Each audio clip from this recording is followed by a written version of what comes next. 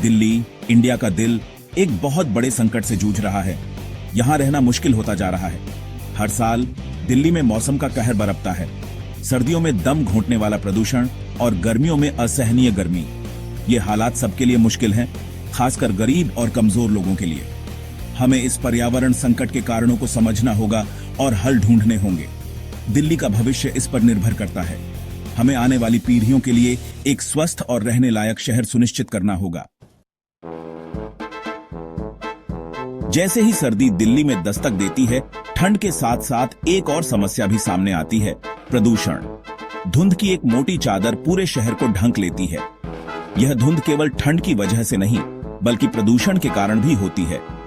हवा इतनी जहरीली हो जाती है कि सेहत के लिए बहुत खतरनाक हो जाती है। लोग मास्क पहनने पर मजबूर हो जाते हैं और दृश्यता भी बहुत कम हो जाती है।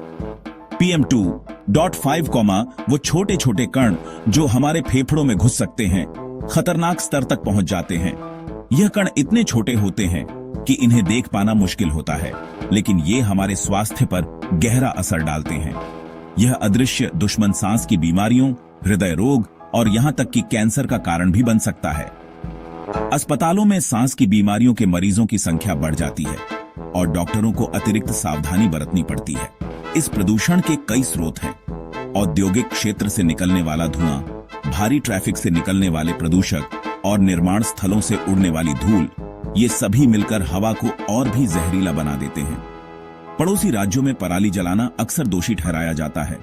हर साल फसल कटाई के बाद किसान अपने खेतों में पराली जलाते हैं, जिससे भारी मात्रा में धुआं निकलता है और यह धुआं दिल्ली की हवा में मिल जाता है।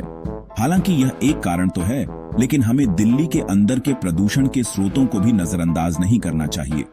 दिल्ली के अंदर ट्रैफिक जाम, निर्माण कार्य और औद्योगिक गतिविधियां भी प्रमुख कारण हैं। इन सभी स्रोतों को नियंत्रित करना आवश्यक है ताकि हम अपनी हवा को साफ और सुरक्षित बना सकें। यह समस्या केवल सरकार की नहीं, बल्कि हम सभी की है। हमें मिलकर प्रयास करना होगा ताकि हम अपने बच्चों और बुजुर्गों को एक स्वस्थ वातावरण दे सकें। छोटे छोटे कदम जैसे कि कारपूलिंग, सार्वजनिक परिवहन का उपयोग और पेड़ लगाना, इनसे भी बड़ा फर्क पड़ सकता है। अगर हम सभी मिलकर प्रयास करें तो हम इस प्रदूषण की समस्या को कम कर सकते हैं और दिल्ली को एक बार फिर से स्वच्छ और हरा भरा बना सकते हैं। पराली जलाने की बातें तो होती रहती हैं, लेकिन दिल्ली के खुद के प्रदूषण के स्रोतों को अक्सर नजरअंदाज कर दिया जाता है। दिल्ली की हवा में घुला झर सिर्फ बाहरी कारणों से नहीं है, बल्कि शहर के भीतर ही कई ऐसे कारक हैं जो इस समस्या को और गंभीर बना रहे हैं।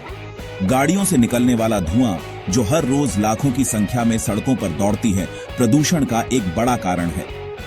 दिल्ली की सड़कों पर इतनी ज्यादा गाड़ियां हैं कि उनसे निकलने वाला धुआं हमें बीमार कर रहा है। कारखानों का धुआं और कंस्ट्रक्शन की धूल भी शहर की खराब हवा में काफी योगदान देते हैं। दिल्ली में कई छोटे बड़े उद्योग हैं जो लगातार धुआं और हानिकारक गैसें छोड़ते हैं। इसके अलावा निर्माण स्थलों से उठने वाली धूल भी हवा को प्रदूषित करती है।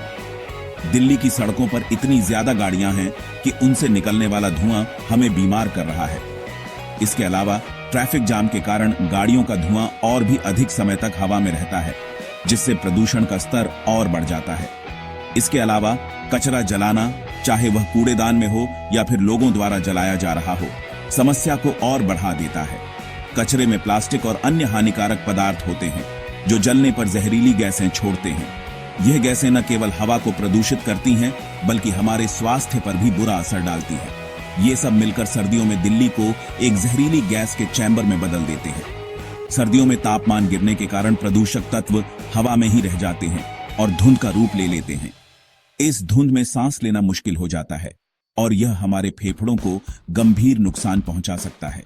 इसलिए यह जरूरी है कि हम दिल्ली के अपने प्रदूषण स्रोतों को पहचानें और उन्हें कम करने के उपाय करें। दिल्ली में सर्दियों के प्रदूषण को और भी भयानक बनाने में मौसम का भी हाथ होता है। सर्दियों में हवा बहुत धीमी चलती है, जिससे प्रदूषण जमीन के पास ही रहता है।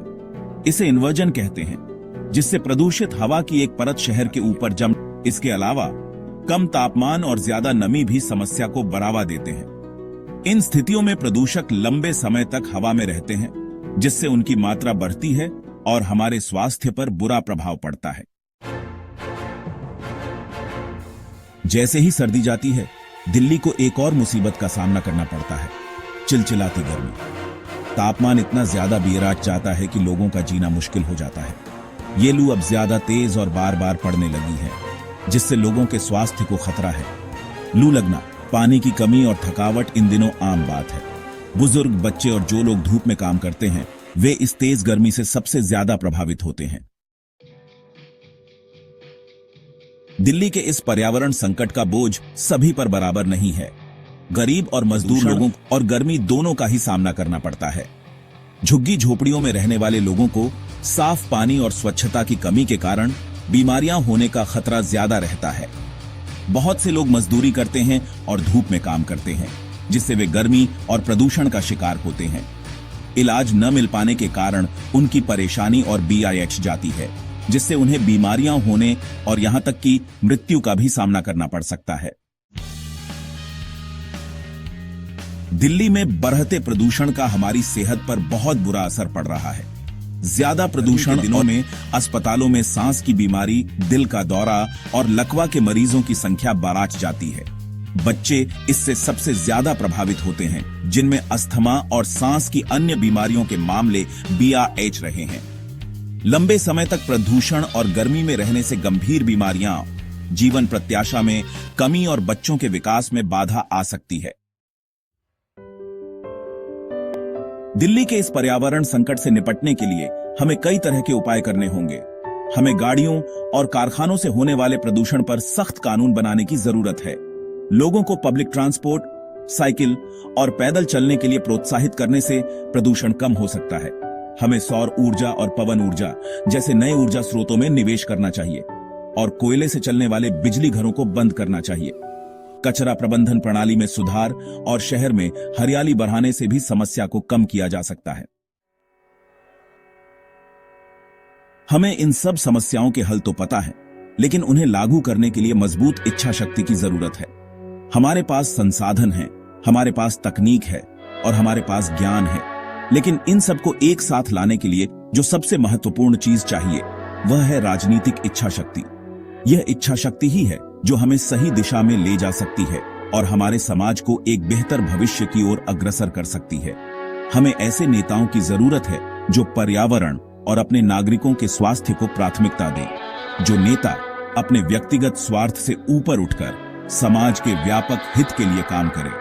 ऐसे नेता जो न केवल वादे करें बल्कि उन वादों को पूरा करने के लिए ठोस कदम उठाएं। हमें उन नेताओं की जरूरत है जो अपने कार्यों से यह साबित करें कि वे वास्तव में हमारे भविष्य की परवाह करते हैं।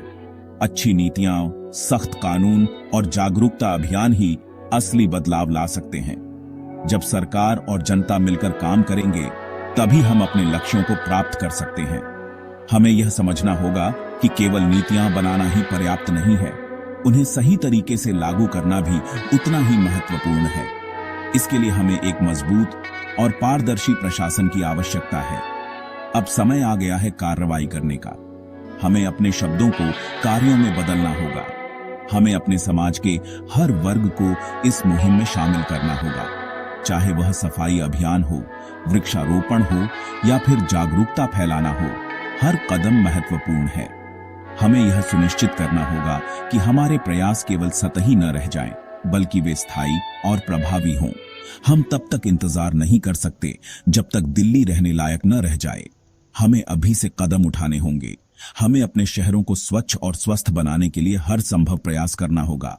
हमें यह समझना होगा कि यह केवल सरकार की जिम्मेदारी नहीं है, बल्कि हम सभी की जिम्मेदारी है। हमें अपने दैनिक जीवन में छोटे छोटे बदलाव लाने होंगे जो हमारे पर्यावरण को बेहतर बना सके। हमें एक समाज के रूप में एकजुट होना होगा और अपने और आने वाली पीढ़ियों के लिए एक स्वच्छ, स्वस्थ और बेहतर भविष्य की मांग करनी होगी।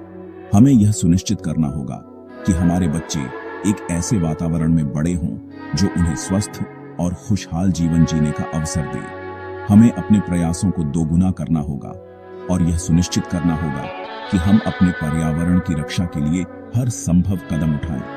यह हमारी जिम्मेदारी है और हमें इसे पूरी निष्ठा के साथ निभाना होगा।